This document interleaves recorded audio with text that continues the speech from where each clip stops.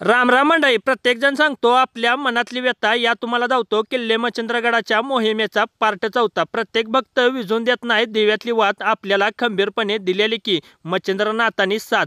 हत्यार पूजन करून घेऊन करूया म्हटलं आपण पण आपल्या कामाला सुरुवात. बाहेरच्या देशात फिरायला जायचं म्हटलं की काढायला लागतो या पासपोर्ट आणि विजा. माझ्या महाराजांच्या गडकिल्ल्यांच्या मोहिमेसाठी एक दिवस तरी काढा की भावानो रजा. 75 वर्षाच्या शेलार मामाने खाली पाडला होता उदयभान. आपल्या महाराजांच्या गडकिल्ल्यांच्या वरती हुंद्याची नाही मावळ्यानो घाण. कशाला बोलायचं उच्च. या की मावळ्यानो सगळी मिळून करूया माझ्या महाराजांचं गडकिल्ले स्वच्छ. आपल्या मावळ्यांचे वाढलेले कामाला हुरूप. किल्ले मच्छिंद्रगड दाखवायला लागला या नवीन रंगरूप.